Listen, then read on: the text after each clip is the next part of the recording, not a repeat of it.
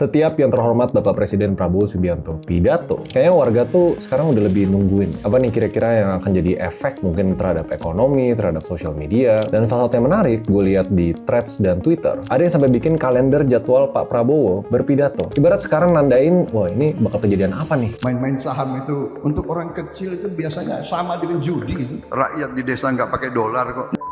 Sorry. Emang gue pikirin. Ini ngomong-ngomong sobat aja, kabur aja deh, lo kabur aja lo. Blunder apa lagi Prabowo akan bicara ya.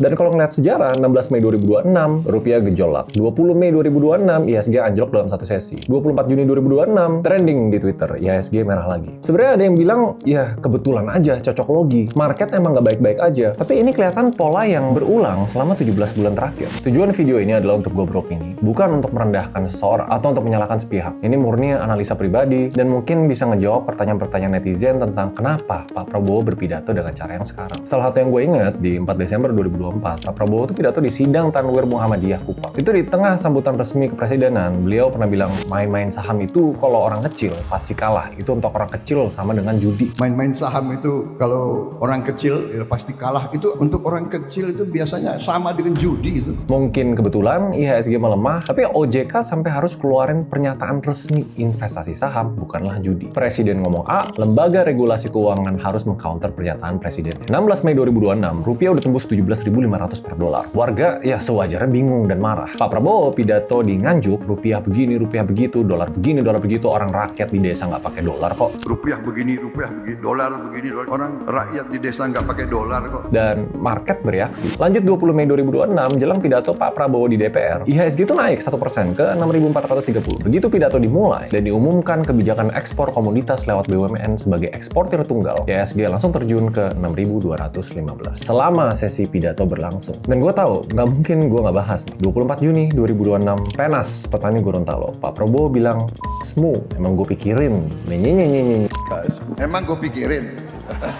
Daripada ini. Ya, viral itu di Twitter. Mungkin kebetulan IHSG langsung merah besoknya. Dan netizen tuh sampai ada yang nge-timestamp in gimana pergerakan Pak Prabowo pidato. Terus dibandingin sama keadaan pasar dari jam 9 pagi sampai jam 2 itu kayak gimana. Nah, ini tuh menarik. Kenapa? Karena di atas semua itu, approval rating Pak Prabowo turun dari 80,9% di Januari 2025 sampai ke 59,75% di Juni 2026. Pertanyaannya kenapa? Gue pernah ngobrol singkat lah sama salah satu temen gue. Masa tim PR-nya loh, masa nggak di-brief dulu tentang apa yang diomongin? Video ini mungkin nggak aman, tapi menurut gue fenomena ini itu sesuatu yang sangat amat layak untuk dibenahi. Tapi sebelum gue jelasin kenapa, ada satu dulu yang dibedah, sesuatu yang sering dilewatin orang. Kenapa ini bisa terjadi terus-terusan?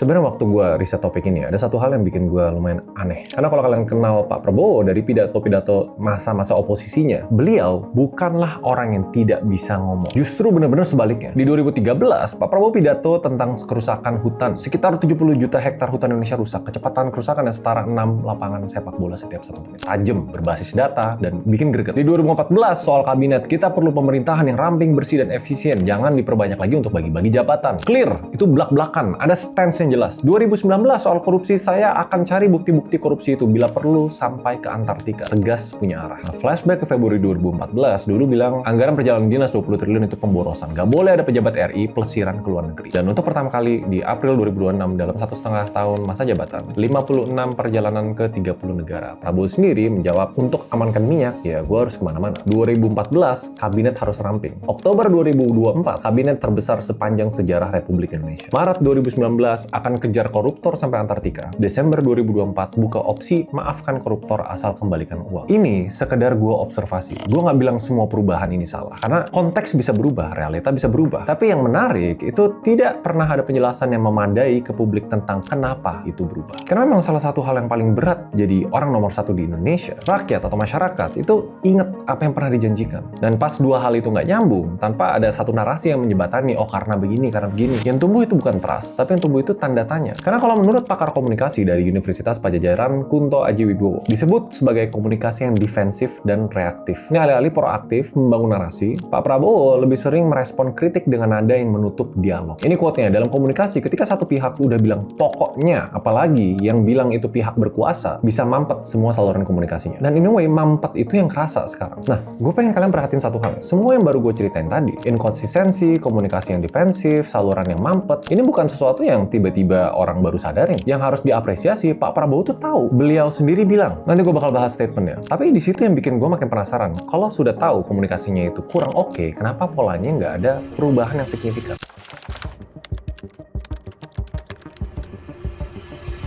6 April 2025, di kediamannya di Hambalang, Pak Prabowo ngomong langsung ke 7 jurnalis senior. Benar sekali, saya akui bahwa 150 hari saya yang bertanggung jawab dan saya yang salah. Benar sekali, saya akui menurut pendapat saya yang bertanggung jawab, saya yang salah. Langsung 2 hari setelahnya di Sarasehan Ekonomi Mendanam Mandiri, komunikasi dari pemerintah yang saya pimpin memang agak kurang, dan itu tanggung jawab saya. Kemarin saya sudah mulai sadar bahwa komunikasi dari pemerintah yang saya pimpin memang agak kurang, dan itu tanggung jawab saya. Gue inget kok, waktu itu pas gue nonton, gue respect, mengakui ada yang kurang. Tapi lebih dari setahun setelah pengakuan itu, rakyat desa nggak pakai dolar, emang gue pikirin. Jadi di tengah-tengah pengakuan itu ada yang berubah. Bukan tentang kesadaran komunikasinya kurang oke, tapi masalahnya itu ada di sesuatu yang lebih dalam. Kalau ngebedah cara komunikasinya, beliau pernah bilang, saya enggan bicara tanpa bukti nyata. Itu sifat saya. Di NU Online April 2025. Filosofinya, kerja dulu, ngomong belakangan. Evidence-based performance. Dan gue paham banget logikanya. Tapi masalahnya, market dan publik itu nggak bisa nunggu bukti. Nggak tunggu kerjanya beres dulu, karena di tengah-tengah ini harus ada komunikasi yang lancar. Karena kalau nggak ada komunikasi yang lancar, kekosongan itu bakal diisi dengan spekulasi, dan spekulasi selalu lebih negatif daripada kenyataan yang tidak dikomunikasikan. Salah satu yang pengen gue highlight itu siapa yang ditaruh di sekelilingnya beliau. Lab 45 pernah dalam kajian 1 tahun pemerintahan Pak Prabowo nyebut satu hal kayak kesannya sekarang tim komunikasi yang ada di bawah presiden itu surveyor, orang yang jago survei kemudian direkrut jadi masuk di situ. Survei itu ilmunya mengukur opini, komunikasi publik ilmunya membentuk narasi dan merespon krisis. Itu 2 hal yang benar-benar berbeda. Dan ingat nggak waktu itu ada teror kepala babi ke kantor Tempo. Respon yang keluar bukannya empati atau klarifikasi, tapi sudah dimasak saja. Dan Pak Prabowo sendiri ngakuin itu ucapan yang menurut saya teledor, itu keliru. Dan percayalah video ini bakal super lama kalau kita ngebedah blunder satu persatu. Karena yang bikin concern, selama ini kalau ada blunder, Pak Prabowo sendiri yang turun langsung merespon. Dan seringkali menurut opini saya, bukannya meredam, justru seringnya memperkeruh. Ini disorotin polanya sama The Indonesian Institute. Presiden terlalu sering turun langsung menangani isu yang kadang malah memperkeruh suasana. Lab 45 bilang hal yang mirip lah, Presiden seharusnya mendisiplinkan pembantunya dalam berbicara. Ini ibarat ya, analogi bodohnya, tim sepak bola yang kipernya turun terus buat jadi striker, buat nyerang. Sebenarnya sesekali nggak apa-apa. Dan akhirnya Pak Prabowo coba gerak. September 2025, Lembaga Komunikasi Kepresidenan yang diwarisin dari eranya Jokowi ini, dirombak dan ganti nama jadi BKP, Badan Komunikasi Pemerintah. Kepala lamanya mundur, itu karena blundernya banyak. Tapi orang baru dilantik, dan cakupannya diperluas. Tapi masalahnya sebenarnya bukan cuma di orangnya. Perlu ada orang yang berani bilang, Pak, ini nggak bisa keluar. Bahkan sebelum mic-nya nyala. Dan selama itu, orang itu tuh nggak ada. Atau nggak punya otoritas cukup, dan polanya tuh bakal berulang terus. Nah, dari sini gue pengen tunjukin sesuatu yang bikin kalian lumayan kaget ya. Karena efek dari sistem yang nggak jalan ini, dampaknya itu bukan sekedar viral atau krisis. Nggak berhenti di opini publik. Ada harga yang lebih konkret yang sebenarnya harus dibayar dengan komunikasi yang inkonsisten ini.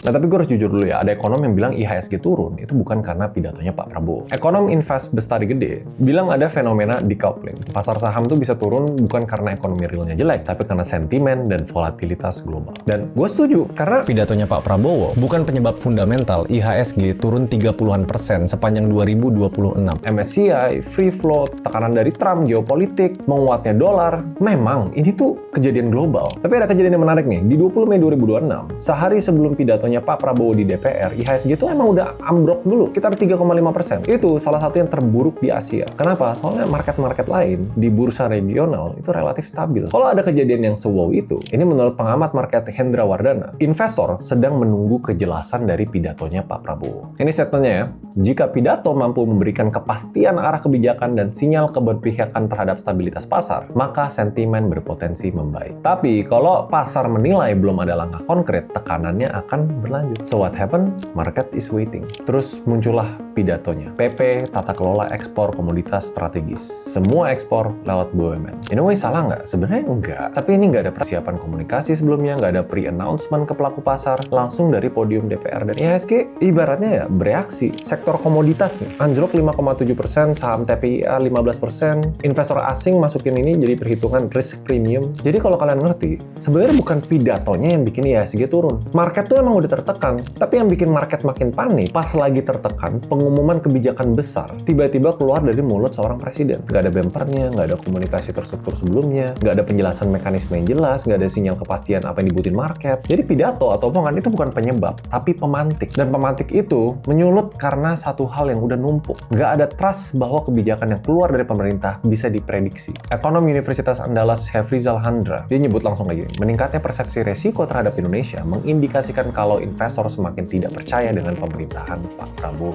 Gibran. Dan ini yang bikin masalahnya lebih dalam dari sekedar presiden salah ngomong. Karena pidato menggambarkan cara pengambilan keputusan. Ibarat kalau kebijakan yang gede banget nih, mendadak keluar dari podium tanpa ada persiapan, tanpa ada strategi, mungkin nggak itu nunjukin sinyal bahwa kebijakannya sendiri mungkin nggak direncanakan dengan cukup matang. Terus gimana kalau masalahnya udah jelas, sistemnya nggak jalan, bukan sekedar orangnya doang. Pertanyaan terakhir yang paling penting, bisa diubah? Menurut gua, bisa. Tapi nggak dengan cara-cara yang selama ini udah dicoba.